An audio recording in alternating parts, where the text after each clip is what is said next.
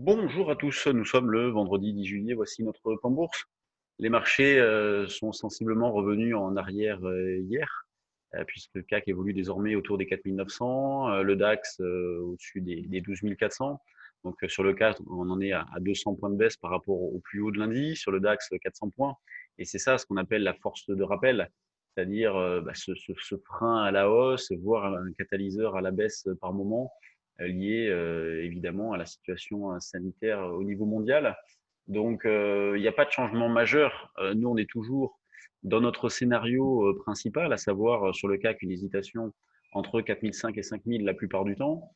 Lundi, on est sorti par le haut avec le gap, mais on a vu très rapidement qu'il n'y avait pas de relais. Et ensuite, on est revenu en arrière jusqu'à dériver latéralement pendant quelques jours entre 4870 et 5050 à peu près. Et puis hier, donc à force de tester la zone, on est passé au travers. Donc en termes de directionnel, c'est pas évident à aborder cette situation-là. Le marché n'en voit rien de très fort. Nous, bon, bah, sur le fond, on exploite toujours une tendance haussière. Donc ce matin, on a acheté sur 4877, c'était la proposition du matin. On a déjà pu faire un écart, hein, puisqu'on a déjà eu un rebond, vous voyez, même maintenant, hein, on est sur des rebonds de 25 points, donc on a la possibilité de bouger, on peut essayer de gratter à 903.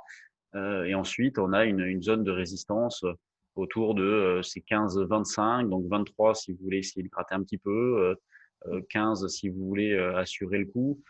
Moi, sur ces niveaux-là, plus que ouvrir des positions, je suis plus dans la gestion de ce qui a été fait jusqu'à présent, et notamment sur des ventes d'options où on est à une semaine de l'échéance et certaines options qu'on a vendues très cher, puisqu'on avait vendu par exemple du call 5000 à 150, donc on l'avait proposé sur le trade du jour.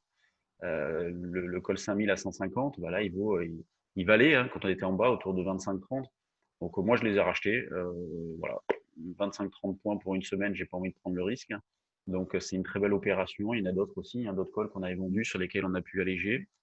Éventuellement en acheter en surplus, bon, pour des stratégies particulières. Mais en tout cas, vous voyez, on est plus dans la gestion de position plutôt que prendre des paris directionnels immédiatement. Donc, bon, ce qui n'empêche de scalper un petit peu.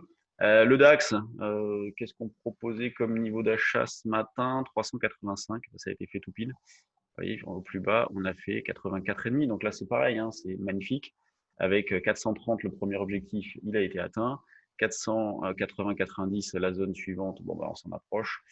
Jusqu'à éventuellement la zone des 550-600, pourquoi pas, hein, si on reprend un petit peu de vitesse. Donc, ça marche très bien en ce moment. Il y a une volatilité intraday qui est très intéressante.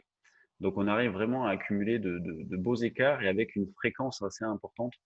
On arrive tous les jours à faire 3, 4, 5 beaux écarts. Je ne parle pas forcément d'écarts de scalp, hein, mais 3, 4, 5 vrais écarts sur le CAC, par exemple, entre 25 et 35 points sans trop de problèmes.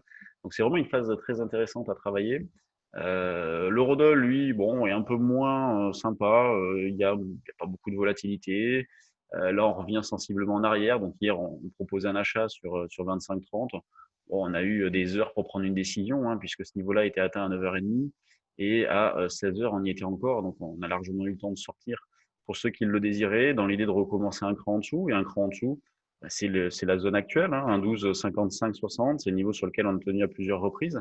Donc, ce matin, bah, il a été fait. Donc, on a acheté un petit peu sur l'eurodoll dans l'idée d'aller chercher pour commencer cette zone autour de 1,1285, un 13,05, 1,1295, un 13,05.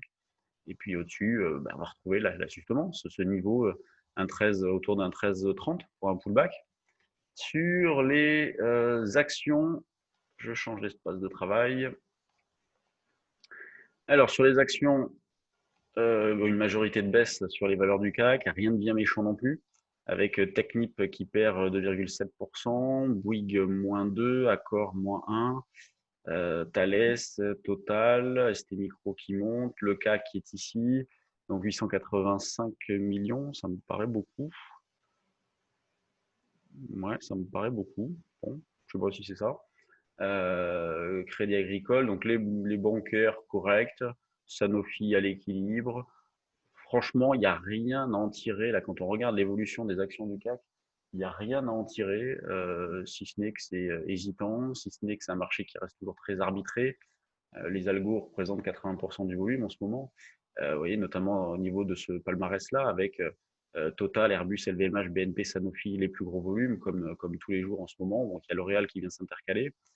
Donc, L'Oréal qui reste toujours bien orienté, hein, dans une zone de rebond d'ailleurs, au-dessus de la moyenne mobile. Elle reste ferme, mais c'est là. Et on en parlait hier pendant le Trading Live, c'est là où c'est difficile de trouver des idées sur les valeurs parce que il y a une divergence assez forte, celles qui n'arrêtent pas de monter, comme par exemple L'Oréal ou Air Liquide, et puis d'autres qui ne font rien, qui veulent pas y aller, comme par exemple Accor, qu'on avait proposé à l'achat sur le repli par ici. Donc on a pu atteindre un objectif 1 assez rapidement et depuis elle fait plus rien autour du prix, donc c'est un peu pénible. Donc c'est dans ce sens-là il faut avoir un comportement opportuniste. C'est le message qu'on a envoyé ce matin là, sur le canal des actions. Faut rester sur la touche par moment, faut pas se précipiter. Il y aura des opportunités un petit peu plus fortes. Et dans les screeners volume, il y a SQLI qui booste ce matin, Devoti, ST Micro, EOS, Katana, Abivax. Donc pareil, hein, pas évident de trouver des idées. L'activité, c'est bien contracté sur les mid et small. Ou alors, faut pas hésiter à payer des valeurs en hausse, comme vous voyez, par exemple, Navia, à 40% de hausse. Bon, ça, c'est à travailler, hein, mais franchement, moi, je n'y arrive pas. Des hausses aussi importantes avec une volatilité aussi forte. Là, ça me dépasse un peu, je suis pas très à l'aise, donc je ne préfère pas y toucher. Bon, bah, je vous laisse. Semaine prochaine, on nous présentons donc notre service trade du jour, le mercredi soir. Si vous souhaitez vous inscrire, c'est gratuit, ouvert à tous. Donc mercredi à 19h ou 20h, je sais plus.